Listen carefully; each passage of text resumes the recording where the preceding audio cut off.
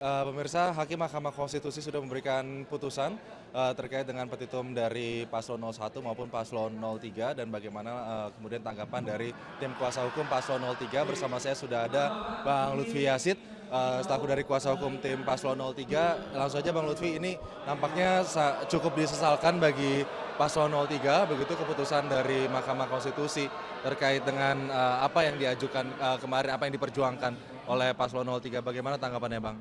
Iya, jadi ini saya tidak paham apa logika apa yang dipakai dan cara berpikir hukum seperti apa yang dibuat oleh Majelis Hakim Mahkamah Konstitusi, ya. Karena ini adalah pertaruhan bagi negara hukum kita, pertaruhan bagi demokrasi kita ke depan, ya.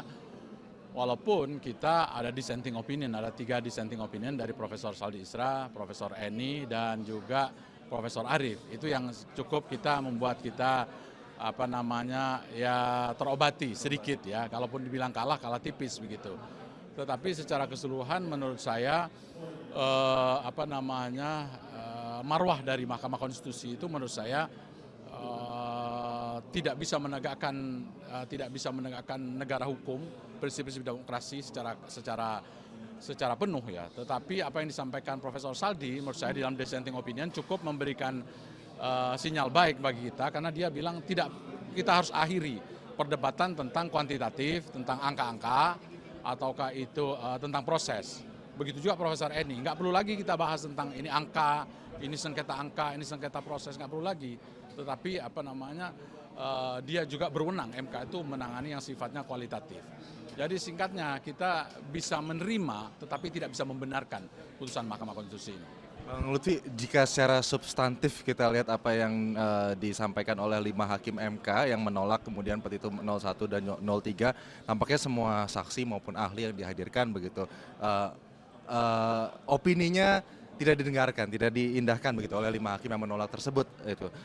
Bagaimana tanggapan dari 03 sendiri yang sudah membawa banyak saksi, banyak ahli ke dalam persidangan begitu, dengan harapan bahwa ini bisa dilihat, ini bisa dicermati, bisa menjadi bukti otentik, bukti konkret bahwa memang ada kecurangan dalam pemilu 2024 terutama Pilpres. Iya, saya kira Profesor Saldi menyatakan itu dalam dissenting opinionnya dia.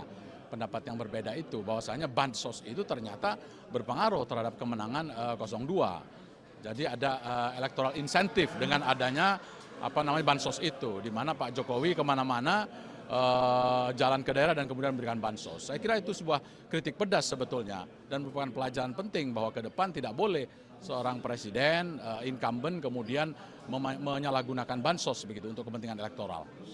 Itu kan kemudian yang disampaikan juga pada saat putusan pada hari ini bahwa nantinya harus ada aturan yang mengatur pengeluaran bansos pada saat menjelang pemilihan umum ataupun Pilpres. Itu bisa dikatakan terlambat atau bagaimana Bang? Ya, saya kira itu terlambat, ya. Itu kan sebetulnya ide-ide bahwa nanti diperbaiki, nanti sistemnya diperbaiki. Tapi kan saya kira, iya, ini kan juga pilkada juga sebentar lagi. Jadi saya kira terlambat lah, ya.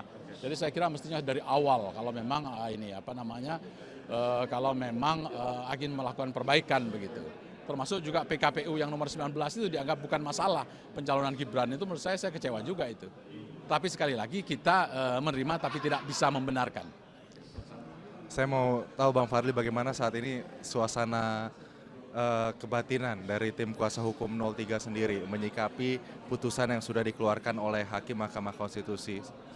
Ya, kita tidak boleh menyerah, kita harus tetap optimis, kita menyerukan kepada masyarakat bahwa inilah bagian dari perjuangan, inilah bagian dari kontribusi sejarah kita, dan kita dalam memperjuangkan negara hukum, demokrasi, tidak boleh kita lelah. Kita harus terus-menerus, kita harus solid, saling bahu-membahu, membangun Indonesia yang lebih baik.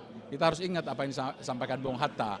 Bung Hatta bilang bahwasanya kalau negeri ini tidak bisa memberikan keadilan, kalau negeri ini tidak bisa memberikan kesejahteraan, maka lebih baik pulau-pulau itu tenggelam.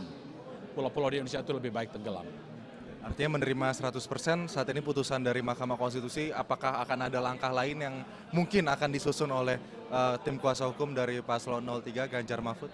Iya, ini kan putusannya kan final and binding, ya. Tetapi kan kita nggak tahu di dalam dunia politik itu kan kestabilan politik ke depan kita nggak tahu. Apakah Indonesia memang aman ke depan di dalam pemerintahan yang baru, kita nggak tahu. Ada konstelasi geopolitik internasional, ada politik nasional dan lain-lain begitu. Jadi saya kira kita harus lihat ke depan.